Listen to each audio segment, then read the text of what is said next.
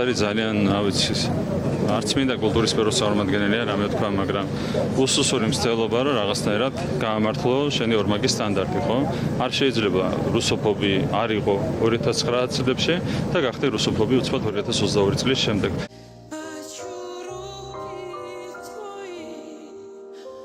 ქართული ოცნების ახალი სამიზნე ქართველი ხელოვანები გახდნენ, ვინც უარი თქვა იმღეროს რუსეთში ან გასტროლებით მოსკოვში ჩავიდეს. სუხიშვილები, ნიკოლოზ რაჭველი, ნინო ქათამაძე, მერაბ სეფაშვილი და სხვა მომღერლები, ვინც ანტისაოკუპაციო გზავნილებს არ ერიდებიან. ბოლო 2 დღეა ოცნების კრიტიკის ობიექტია. ოცნება ცდილობს საზოგადოებრივი აზრის შეცვალოს, რომ კულტურა და პოლიტიკა ვერ იქნება გამიჯნული და ოკუპანტისთვის სიმღერა ნორმა არ არის. იმის გამო რომ პასუხი არ აქვს, გამოდიან რაღაცა უხეში შეურაცხყოფელი განცხადებებით, როგორც ეგრეთ წოდებული პოლიტიკოსები, ისე კულტურის სფეროს წარმომადგენლები, იმიტომ რომ მათ აწუხებთ ის, რომ მათი ორმაგი სტანდარტები არის აბსოლუტურად ცხადი. რასაც ვერ ახსნიან ვერანაირად, ვერ გაამართლებენ ვერანაირად. უხეშ და შეურაცხმყოფელ განცხადებაში ირაკლი კობახიძე ნიკოლოზ რაჭველის ამ პოსტს გულისხმობს, რომელიც კიევიდან ბალისტიკური რაკეტების ჩამოგდების დროს გამოაქვეყნა, სადაც რუსეთის დასრულების აუცილებლობაზე საუბრობს. გულისამრევია ქართული ოცნება ბოლომდე.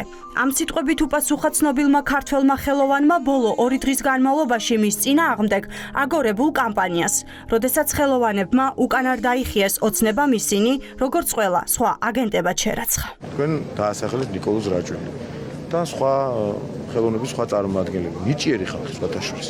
მე დარწმუნებული ვარ, მათმა უმრავლესობამ არც კი იცის, რომ ისინი იმ ადამიანების მიმდევრები არიან, ვინც დავალებას ასრულებს.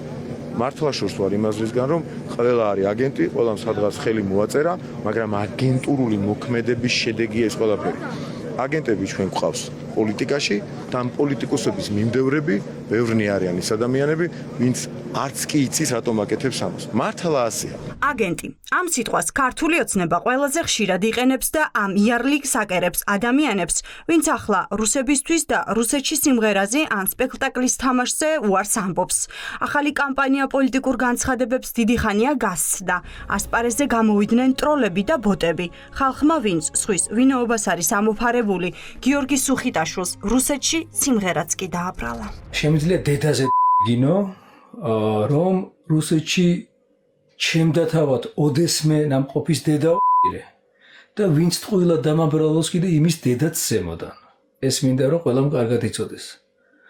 ასე რომ თუ შეგხვდებათ ეგ პოსტი, დააგინეთ, შეგიძლიათ რომ მაშინ მტყუანის დედა თქო, რომ გიორგი სუხიტაშვილი 2023 წელს კი არა. არასოდეს არ არის რუსეთში ნამყოფი თქო რა. რას ემსახურება ქართული ოცნების კამპანია ხელოვანების წინააღმდეგ?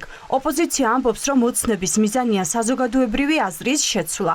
ხალხმა ოკუპანტის და ოკუპაციის წინააღმდეგ ქუჩაში მრავალათასიანი აქციები არაერთხელ გამართა.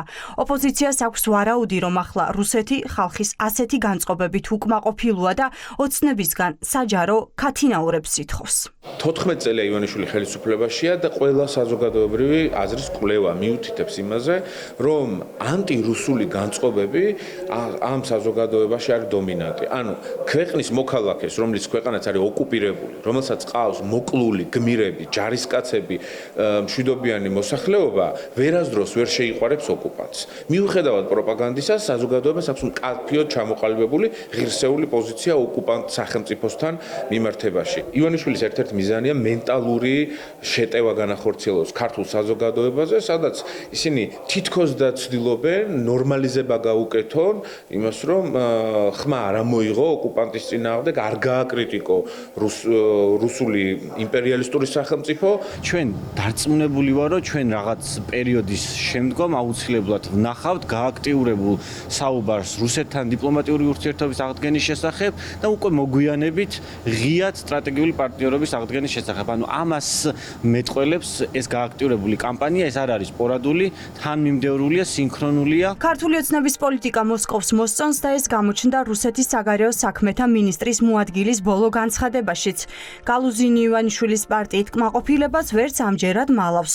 მოსკოვი კიდევ უფრო მეტს ითხოვს ამჯერად პრაგმატული პოლიტიკის დაახლოებას. ისტორიული ბედისწერისა და გეოგრაფიის მჭიდრო გადაჯოჭვულობის გათვალისწინებით რუსეთი და საქართველო ერთმანეთის ბუნებრივი პარტნიორები არიან. ამას ის ფაქტიც მოწმობს, რომ თბილისზე უპრეცედენტო გარეზე წოლამ და ულტიმატუმები მუხმებმა, რომ ჩვენს ქვეყანასთან თანამშრომლობაზე უარი თქვას, ის შედეგი არ გამოიღო, ისი იმედიც დასავლეთს ჰქონდა. ცნობილი პოლიტიკური უთანხმოებების მიუხედავად, ვცდილობთ საქართველოსთან ურთიერთპატივისცემაზე დამყარებული ურთიერთობები ავაშენოთ. რუსეთის ქებას ქართული ოცნების პასუხი ჯერ არ მოჰყოლია. როგორც წესი, საჯარო გამოხმაურებები არ არის ხოლმე.